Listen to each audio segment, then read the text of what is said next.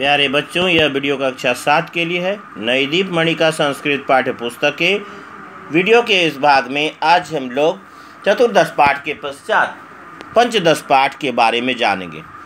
Lesson 15 में जिस पाठ का शीर्षक है बुद्धिर्यस्य बलम तस्य, अर्थात जिसकी बुद्धि उसका बल, यानी बुद्धि बल से ज़्यादा बलवान होती है। इसके बारे में इस पाठ में इस कहानी के अंतर्गत यह शिक्षा दी गई है। जिसके पास बुद्धि है वही बलवान है और वह बुद्धि से अच्छे बलशाली को भी मात दे सकता है। यह एक बहुत ही मनोरंजक कथा है और यह कथा पंचतंत्र नामक ग्रंथ से ली गई है, क्योंकि पंचतंत्र ग्रंथ में पशुओं के मुख से मनुष्यों की भाषा में बोली को दर्शाया गया है बहुत ही रोचक ढंग से। और यह कहानी भी पंचतंत्र ग्रंथ से ही ली गई है। संस्कृत का एक ग्रंथ है, कहानियों का ग्रंथ, जिसमें बहुत सारी शिक्षाप्रद कहानियाँ बताई गई हैं। कहानी में आगे देखते हैं। कस्मिंश्चित् वने भासुरकः नाम सिंह वसति स्म। नाम में यहाँ प्रॉब्लम है, ध्यान देंगे। यहाँ पर ह्रस्व की मात्रा यहाँ पर होनी चाहिए थी, यहाँ नहीं, क्योंकि प्रायः हर एक जगह इसमें भासुर का नाम दिया हुआ है। इसे सही कर लेंगे, भासुर का। कस्मिंश्चित् वने भासुरकः नाम सिंह वसति स्म। कस्मिंश्चित् मतलब होता है किसी जंगल में भासुरक नाम का एक शेर रहता था। कस्मिंश्चित् वने भासुरकः नाम सिंह वसति स्म। किसी जंगल में भासुरक नाम का एक शेर रहता था। सः सर्वदा वन्य जीवान मारयति स्म। वह हमेशा वन के प्राणियों को मारा करता था, वन के जीवों को मारा करता था। वह हमेशा वन के जीवों को मारा करता था, यानी वन के जीव जंतुओं को मारा करता था। एकदा सर्वे जीवा तस्य पार्श्वे गत्वा अवदन्। एकदा मतलब एक बार, सर्वे जीवा एक बार सभी जीव, तस्य पार्श्वे उसके पास जाकर बोले। तस्य पार्श्वे गत्वा अवदन् उसके पास जाकर बोले, भो राजन किम अनेन पशुवधेन। अर्थात हे राजा, इस पशुवध से, इस जानवरों की हत्या से क्या लाभ। किम अनेन पशुवधेन यानी पशुओं की इस हत्या से क्या लाभ। अनेन पशुवधेन, किम अनेन पशुवधेन, अर्थात इस पशु हत्या से क्या लाभ, पशुओं की हत्या से क्या लाभ। कोई अर्थ है क्या इससे, पशु हत्या से मतलब कहने का अर्थ है क्या इससे पशु हत्या से को हिंदी में आप इस प्रकार से कैसे समझ सकते हैं कि पशुओं को मारने से क्या लाभ, पशुओं की इस हत्या से क्या लाभ।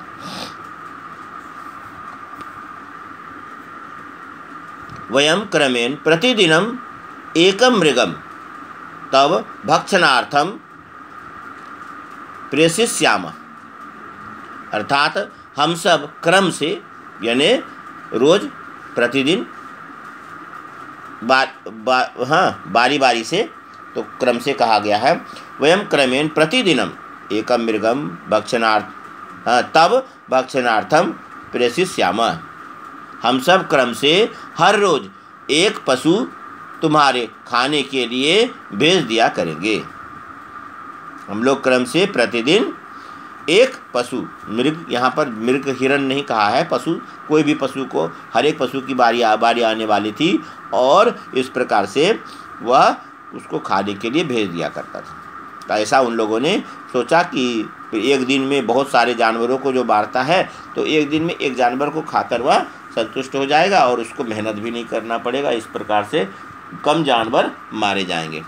ऐसा सोचकर सभी जानवर उसके पास में गए थे। वही है एकदा सर्वे जीवा तस्य पार्श्वे गत्वा वदन्। एक बार सभी जीव उसके पास जाकर बोले, वो राजन किम अनेन पशुवधेन, इस पशु हत्या से क्या लाभ? वयम क्रमेण प्रतिदिनम एकम मृगम तब भक्षणार्थम प्रेषयिष्याम। हम लोग क्रम से प्रतिदिन एक पशु तुम्हारे खाने के लिए भेज दिया करेंगे। तो इस पशुओं की हत्या से क्या लाभ? कहकर यह बात उन्होंने सामने रखा। भासुर का अवदत, भासुरक बोला, श्रेष्ठ अयम उपाय, यह तरीका बहुत अच्छा है, यह उपाय बहुत अच्छा है।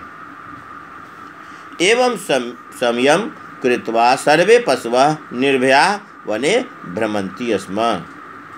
इस प्रकार समझौता करके, संयम मतलब समझौता होता है, अनुबंध जिसको एग्रीमेंट कहते हैं, वह संयम कहा जाता है। तो एवं मतलब इस प्रकार, एवं संयम कृत्वा इस प्रकार समझौता करके सर्वे पशवः निर्भया वने भ्रमन्ति स्म। सभी पशु निडर होकर जंगल में घूमते थे,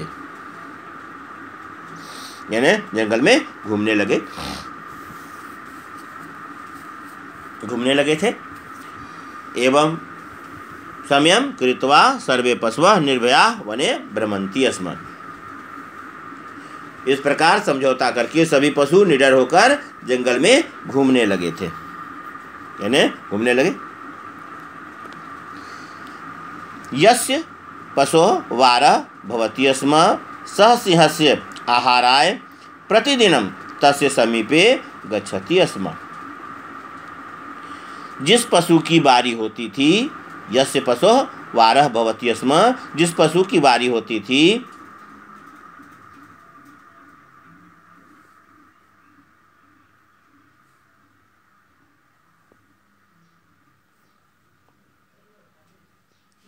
जिस पशु की बारी होती थी, सह सिंहस्य आहाराय प्रतिदिनम, वह सिंह के भोजन के लिए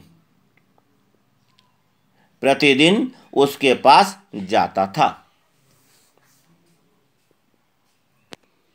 तो जैसा अनुबंध हुआ था उसके अनुसार से जिस पशु की बारी होती थी, यस्य पशोः वारः भवति स्म, जिस पशु की बारी होती थी, सः सिंहस्य आहाराय प्रतिदिनं तस्य समीपे गच्छति स्म, वह सिंह के भोजन के लिए प्रतिदिन उसके पास जाता था।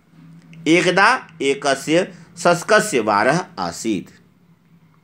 एक बार एक खरगोश की बारी थी। गच्छन् शस्कः मार्गे एकम कूपम अपश्यत्। गच्छन् शस्कः मार्गे एकम कूपम अपश्यत्। जाते हुए, यानी गच्छन् जाते हुए खरगोश रास्ते में एक कुआं देखा। कूपे स्वप्रतिबिंबम दृष्ट्वा सः अचिंत्यत। कुएं में अपनी परछाई, यानी अपनी परछाई जिसे प्रतिबिंब कहते हैं, अपना प्रतिबिंब भी कह सकते हैं।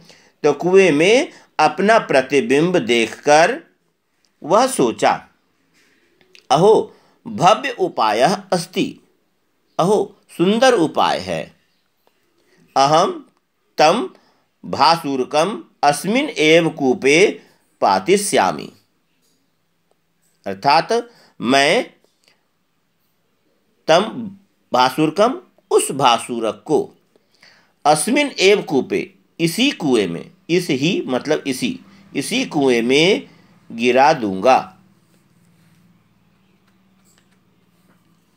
कूपे स्वप्रतिबिंबम दृष्ट्वा सः औचिंत्यत। कुएं में अपना प्रतिबिंब देखकर वह सोचा, अहो भव्य उपाय अस्ति, अहो सुंदर उपाय है। भव्य उपाय मतलब सुंदर उपाय। अहो भव्य उपाय है यानी सुंदर उपाय है। अहम तम भासुरकम, मैं उस भासुरक को अस्मिन एव कूपे, इसी कुएं में पातिष्यामी, गिरा दूंगा।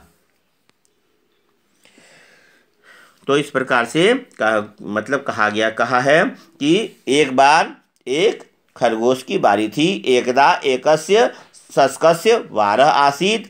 गच्छन, जाते हुए खरगोश रास्ते में एक कुआं देखा। गच्छन शस्का मार्गे एकम कूपम अपश्यत। कुएं में अपना प्रतिबिंब देखकर वह सोचा। कूपे स्वप्रतिबिंबं दृष्ट्वा स अचिंतयत्, अहो भव्य भव्य उपाय अस्ति, अहो सुंदर उपाय है। अहम तम भासुरकम अस्मिन एव कूपे पातिष्यामि, मैं उस भासुरक को इसी कुएं में गिरा दूंगा। यदा सह विलंबेन भासुरकस्य समीपे अगच्छत्, जब वह देर से भासुरक के पास गया। तदा भासुरकः क्रोधेन अगर्जयत, तब भासुरक क्रोध से गरजा। हे शस्काधम, हे नीच खरगोश, किमर्थम विलंबेन आगतः असि, किस लिए यानी क्यों, क्यों देर से आए हो। किमर्थम विलंबेन आगतः असि, क्यों देर से आए हो। यदा सह विलंबेन भासुरकस्य समीपे अगच्छत्, जब वह देर से भासुरक के निकट गया यानी समीप गया। तदा भासुरकः क्रोधेन अगर्जत, तब भासुरक क्रोध से गरजा। हे शस्काधम, हे नीच खरगोश, किमर्थम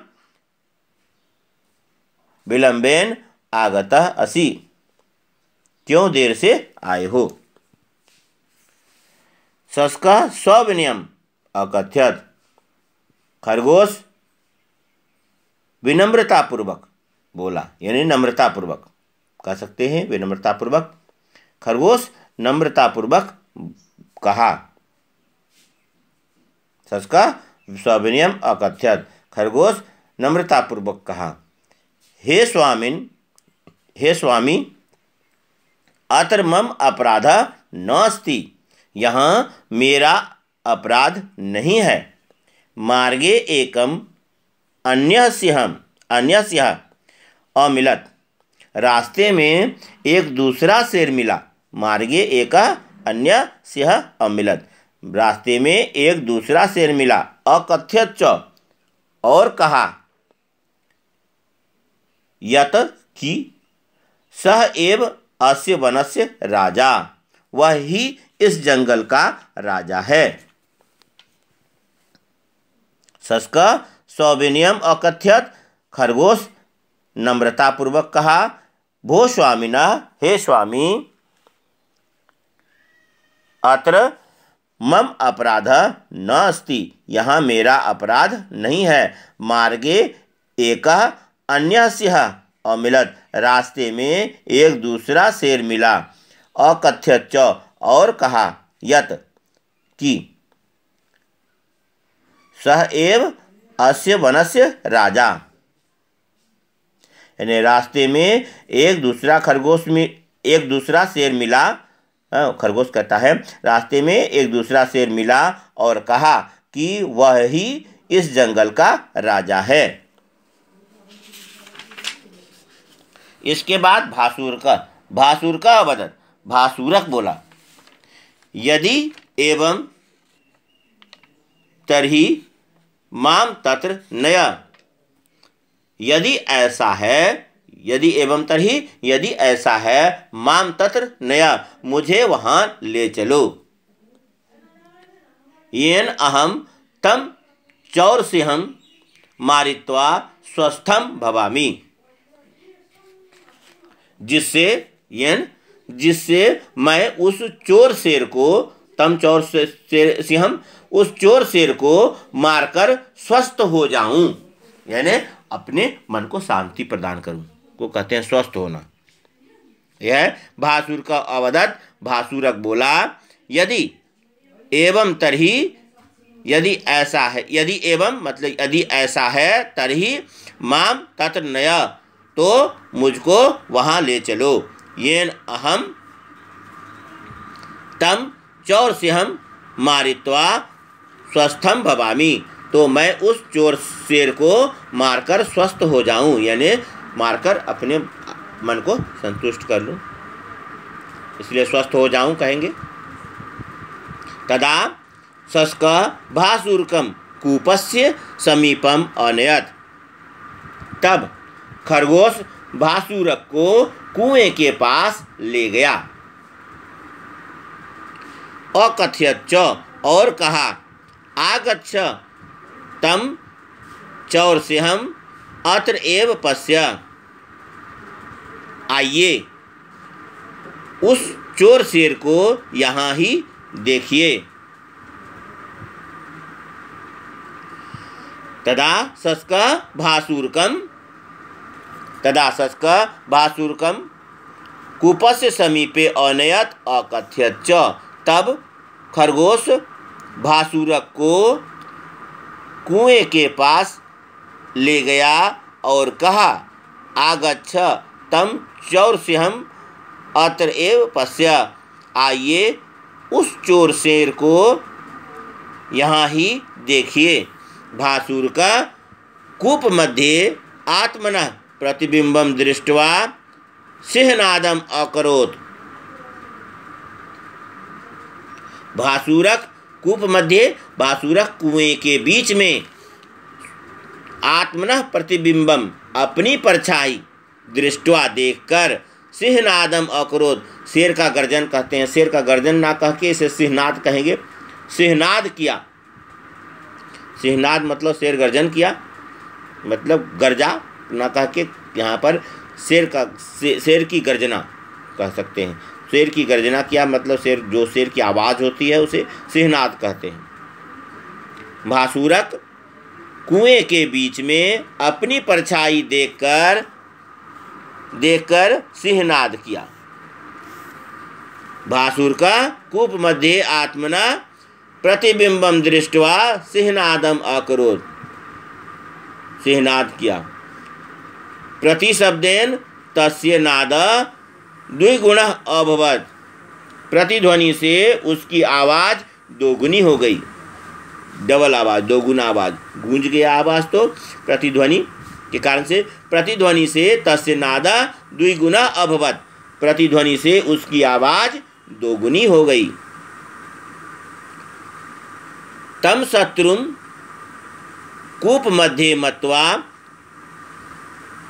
उस शत्रु को कुएं के अंदर, कुएं के बीच में, तम शत्रुम कूप मध्य मत्वा, उस शत्रु को कुएं के बीच में मानकर, यानी कुएं के अंदर मानकर, मत्वा भासुर का आत्मना तस्मिन् निक्षिप्य प्राणान अयच्छत, भासुरक स्वयं को यानी अपने आप को उसमें यानी उस कुएं में निक्षिप्य गिराकर, फेंक कर, मतलब गिराकर, प्राणान अत्यज्यत, प्राण त्याग दिया।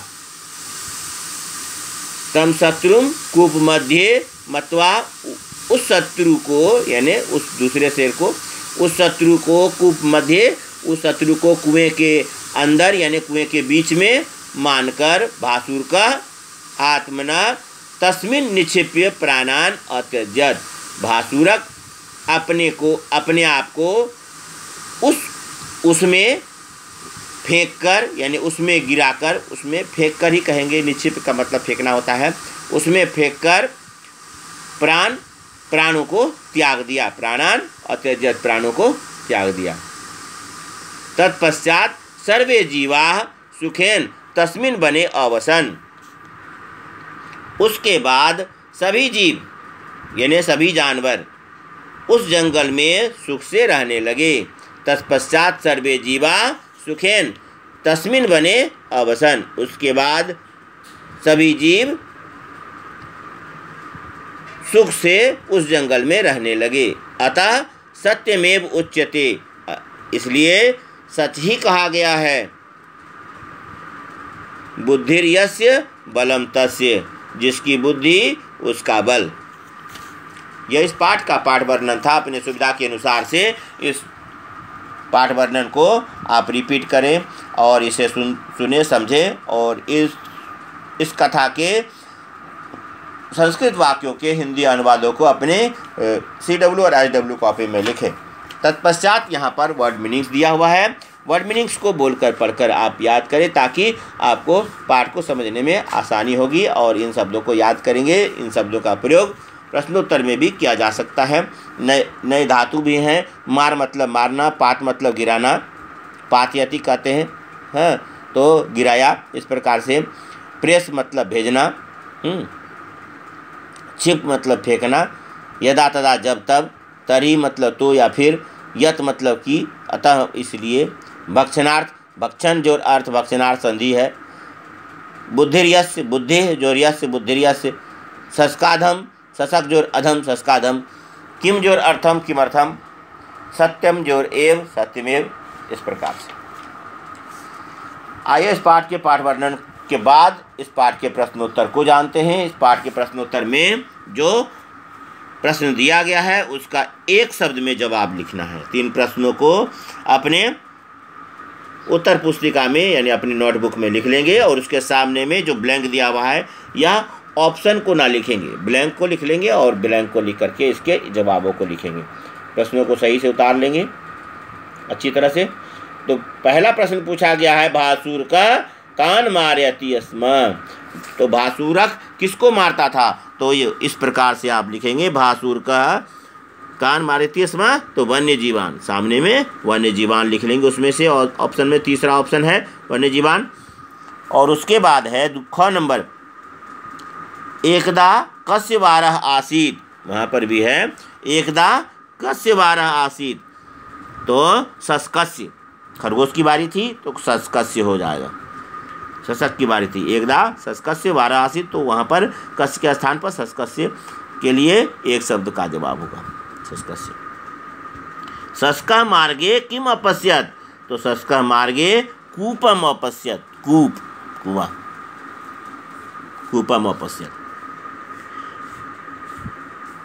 भासुर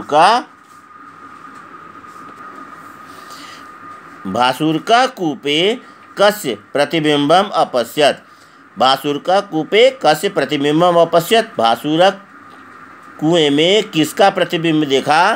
तो आत्मना, अपना प्रतिबिंब देखा, आत्मना प्रतिबिंब, आत्मना हो जाएगा। इसके बाद अंग नंबर में है, प्रतिबिंबम दृष्ट्वा भासुर का किम अकरोत्, प्रतिबिंब देखकर भासुर क्या किया? तो सिंहनादम अकरोत्, शेर का गर्जना, सिंहनाद किया, जोर से गर्जा, सिंहनादम अकरोत्। इसके बाद दूसरा नंबर जो है यह प्रायः परीक्षाओं में पूछा जाता है। जब कोई भी कहानी होती है तो कहानी के पंक्तियों को क्रम से लिखने का होता है, इसे कहते हैं वाक्यानि कथानक, कथा के अनुसार से क्रमानुसारेण लिखत, क्रम से इसको लिखना होता है। इसमें जो भी पंक्तियाँ दी गई हैं उन पंक्तियों को अच्छी तरह से पढ़ेंगे, ध्यान से पढ़ेंगे, तो इसमें समझ में आ जाना है कि कौन सी पंक्ति कहाँ पर आएगी। तो इसमें जो गौ नंबर है वह सबसे पहला नंबर होगा। इसके बाद जो दूसरा है वह है अंग नंबर, सेकंड नंबर में अंग आएगा। उसके बाद घ नंबर तीसरे स्थान पर होगा।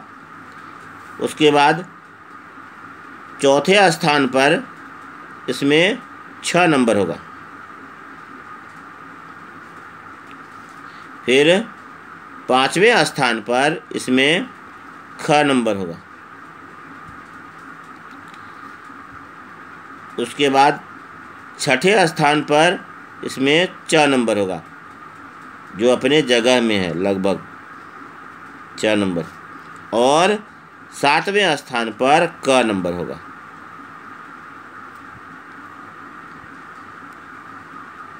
तो ध्यान रखेंगे, इसे क्रम से 1 2 3 4 करके लिख लेंगे, याद रखेंगे कौन कौन सा होगा। तो ग नंबर पहला स्थान पर आएगा और इस प्रकार से 1 लिख करके 1 के सामने में लिखेंगे।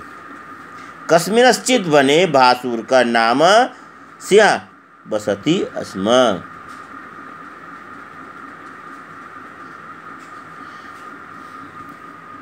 कस्मिंश्चित् वने भास्वरकः नाम सिंहः वसति स्म। पहला सेंटेंस होगा किसी जंगल में भास्वरक नाम का एक शेर रहता था। उसके बाद दूसरा सेंटेंस जो इसमें आता है, एवं समयम कृत्वा सर्वे पशवा वने निर्भया भ्रमन्ति स्म। और वे लोग गए समझौता करने और समझौता किया, बात कहा कि आपके पास एक एक जानवर प्रतिदिन आएगा, आप उसको खा लिया करेंगे तो खाने के लिए भेज दूंगा। तो यह उसके बाद का यह लाइन है। तो ऐसा इस प्रकार का समझौता करके सभी पशु यानी सभी जीव जंतु जंगल में निडर होकर घूमने लगे। तीसरा सेंटेंस होगा उसमें घ नंबर जो है, एकदा एकस्य सिंहस्य एकस्य शस्कस्य वारः आसीत्। एक बार एक खरगोश की बारी थी। खरगोश जाते समय कुआं देखा, कुएं के बाद में लेट से गया और वह जब शेर गुस्सा हुआ तो शेर को बताया दूसरे शेर के बारे में। और उसके बाद की पंक्ति है यह, तदा शस्कः भासूरकं कूपस्य समीपम नयति। उसके बाद तब खरगोश भासूरक को कुएं के निकट लाया।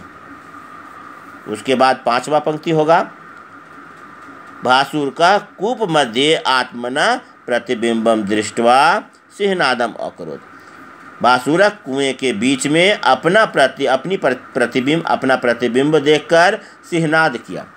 पांचवा पंक्ति होगा। उसके बाद है, तम शत्रु कूप मध्य मत्वा। उस शत्रु को कुएं के बीच में मानकर, कुएं के अंदर मानकर भासूरकः आत्मना तस्मिन् निक्षिप्य प्राणान अत्यजत। भासूरक अपने आप को उसमें फेंक कर प्राण त्याग दिया, यानी उस कुएं में फेंक कर प्राण त्याग दिया। तो यह पंक्ति हो जाएगी छठे नंबर पर। तत्पश्चात सर्वे जीवा सुखेन तस्मिन् वने अवसन्। उसके बाद सभी जीव जंतु सुख से उस जंगल में रहने लगे। यह सबसे अंतिम लाइन होगा क नंबर। इस प्रकार से ध्यान रखेंगे। ग नंबर अब पहला है। तो इन पंक्तियों को पूरा लिखना है 1 से लेकर 7 तक की संख्याओं को लेकर। यह आगे जो संख्या है यह मैंने आपके समझने के लिए लिखा है, इसे आप नहीं लिखेंगे। और 1 से 7 तक की संख्याओं में इन पंक्तियों को लिखेंगे।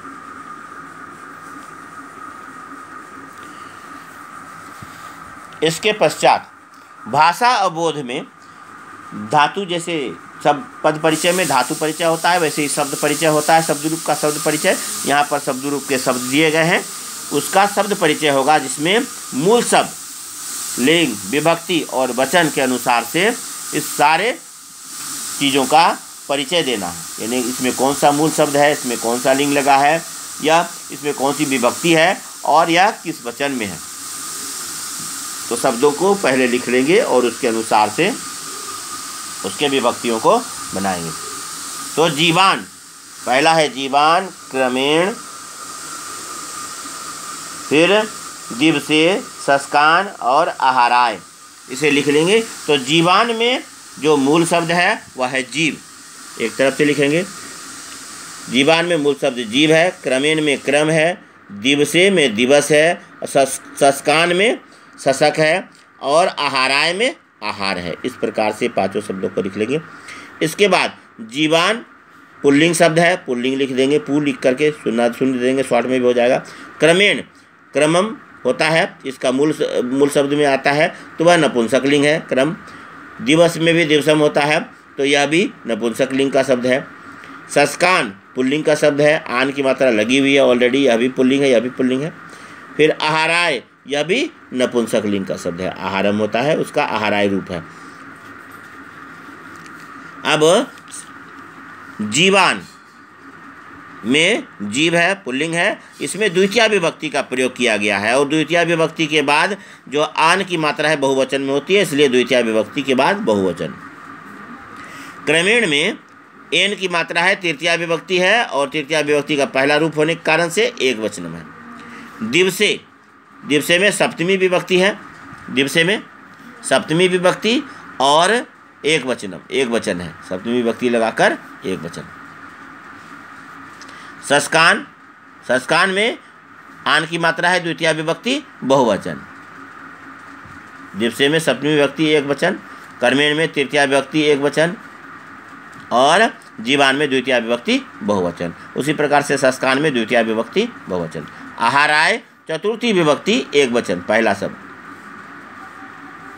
इस प्रकार से जीवान में जीव मूल शब्द, लिंग पुल्लिंग, विभक्ति द्वितीया और वचन बहुवचन। कर्मेण में क्रम मूल शब्द, नपुंसक लिंग, लिंग नपुंसक लिंग और विभक्ति तृतीया और वचन एक वचन। दिवसे दिवस नपुंसक लिंग, सप्तमी विभक्ति एक वचन। संस्कान शशक मूल शब्द, पुल्लिंग द्वितीय विभक्ति और बहुवचन। आहाराय आहार नपुंसक लिंग चतुर्थी विभक्ति एक वचन। इस अनुसार से इसे लिखेंगे। लिखने के पश्चात इसमें इसके बाद दूसरा नंबर जो दिया है वो उसमें अव्यय शब्द कोष्टक में मंजूषा में दिए गए हैं, उससे चुन करके नीचे जो यह वाक्य लिखे गए हैं इन वाक्यों को भरना है। तो इन वाक्यों को पहले लिख लेंगे ब्लैंक के साथ में और उसके बाद में उसमें उचित शब्दों को भरते जाएंगे क्रम से। तो पहला जो भराएगा वह होगा सह मया सह गमिष्यति। तो इसमें अपि लिखेंगे, सह अपि मया सह गमिष्यति, वह भी मेरे साथ जाएगा। तो यहाँ पर अपि सबसे उचित होता है, पहला अपि भरेंगे। इसके बाद है सर्वदा अहम एव लिखामि, हमेशा मैं ही लिखता हूँ।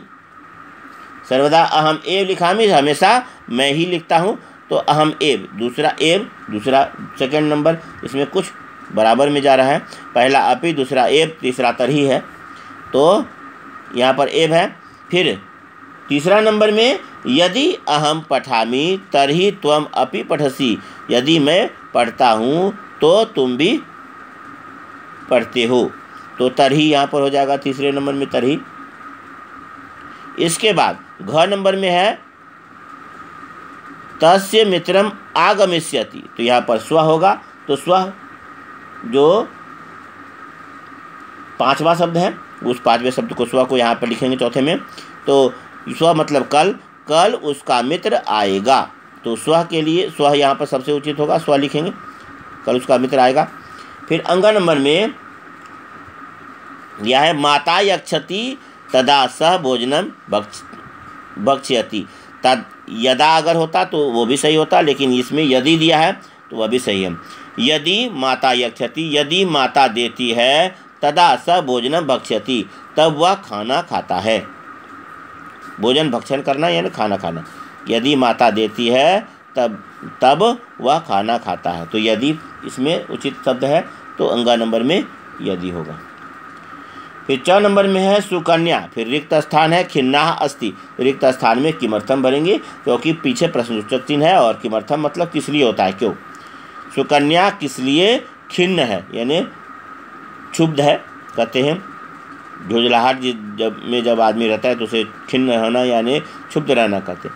सुकन्या किमर्थम खिन्ना आसीत। सुकन्या किस लिए खिन्न थी, आसीत मतलब थी।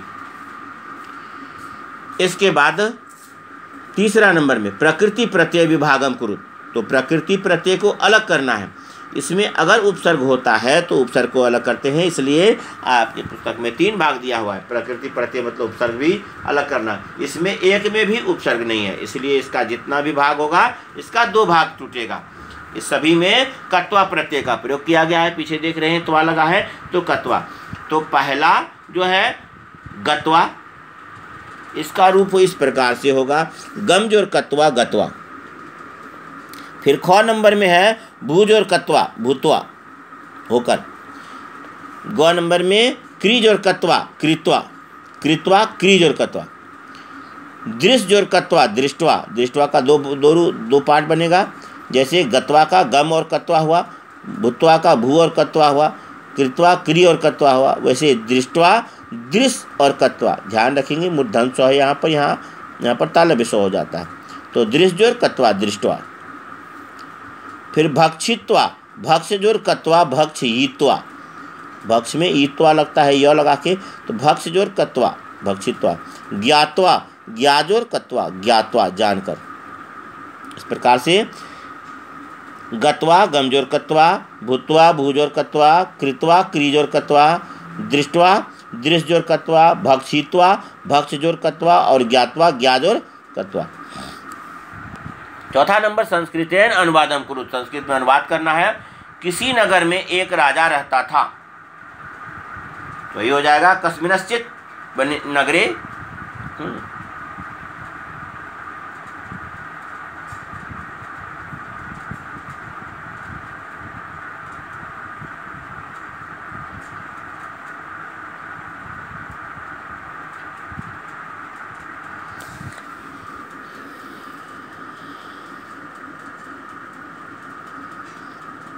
कस्मिनश्चित नगरे एका नृपा वसति स्म, किसी नगर में एक राजा रहता था।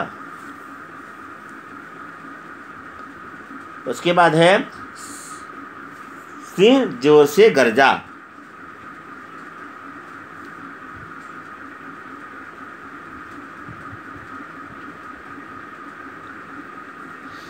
सिंह उच्चय अगरजत, शेर जोर से गरजा।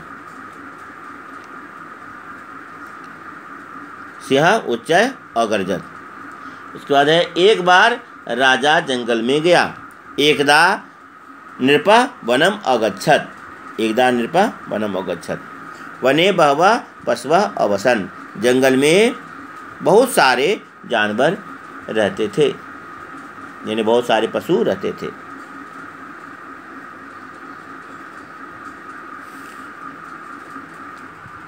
अनुवाद हर एक में होता है, ध्यान रखेंगे। एक बार पुनः देख लें। इसमें कस्मिनश्चित नगरे एका नृपा वसति स्म, किसी नगर में एक राजा रहता था। सिंह उच्चय अगरजत, शेर जोर से गरजा।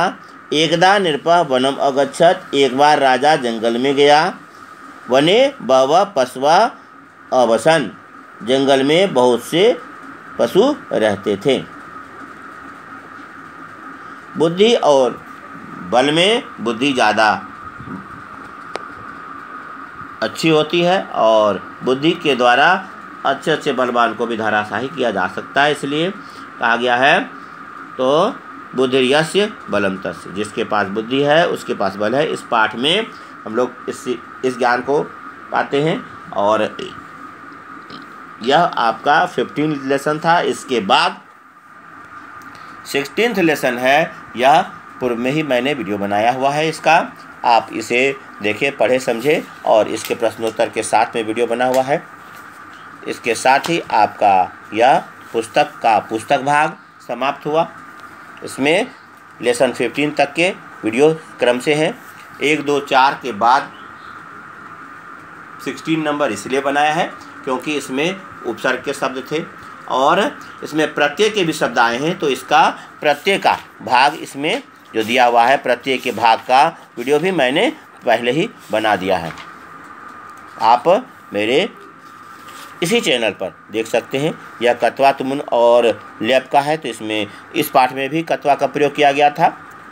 तो जैसे गम के साथ कत्वा लगा है, भू के साथ कत्वा, चल के साथ कत्वा, फिर क्रोध के साथ कत्वा, पक्ष के साथ कत्वा, घ्रा के साथ कत्वा, दृश्य के साथ कत्वा, ज्ञा के साथ कत्वा और स्मृति के साथ कत्वा, धाव के साथ कत्वा। इस प्रकार से पा के साथ कत्वा लगने से पित्वा होता है, अस्था के साथ कत्वा स्थित्वा, फिर रक्ष के साथ कत्वा रक्षित्वा।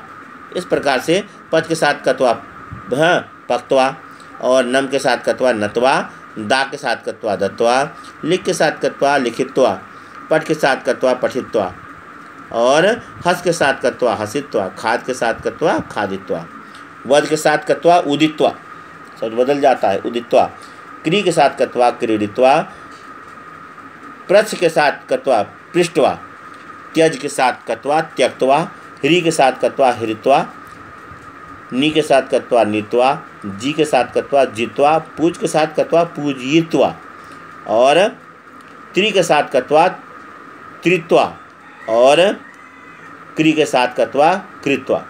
इस प्रकार से कत्वा प्रत्यय का प्रयोग इस पाठ में भी किया गया था, यहाँ पर भी है, आप इसे बोलकर पढ़ें। तुमुन में तुम लगता है, कत्वा में त्वा लगता है और ल्यप में आगे उपसर्ग होता है और पीछे उसमें य लगता है।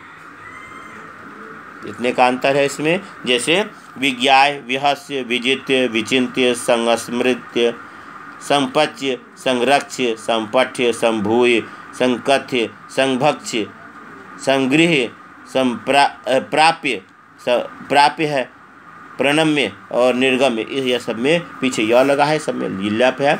और उपसर्ग, धातु और प्रत्यय, इसी को हम लोग प्रकृति प्रत्यय कहते हैं। प्रकृति प्रत्यय में संज्ञा और सर्वनाम, संज्ञा के और क्रिया के शब्द दोनों आते हैं। तो इसमें इसका प्रायः 3 कॉलम बनाया जाता है ताकि उपसर्ग को भी अलग किया जा सके और मूल शब्द हो, तो इसलिए 3 कॉलम बनाते हैं। लेकिन आपके जो इस अभ्यास में है वहाँ पर 2-2 है। इसके अनुसार से आप कत्वा के 2 रूपों को ही तोड़ेंगे और उसके अनुसार से तोड़कर लिखेंगे। अपनी सुविधा के अनुसार से वीडियो को रिपीट करें, देखें और रोक करके आप सुन सकते हैं। आप देखने वक्त में आप अपने पुस्तक को खुली रखें और प्रश्नोत्तरों को अपने CW और HW कॉपी में अवश्य लिखें और याद करें। यह आपके लिए अनिवार्य है और परीक्षाओं में प्रश्नोत्तर भी पूछे जाते हैं। इस प्रकार से आप इसे अच्छी तरह याद रखेंगे तो आपको परेशानी नहीं होगी। वीडियो अच्छी लगे तो लाइक करें और दोस्तों में शेयर करें। धन्यवाद।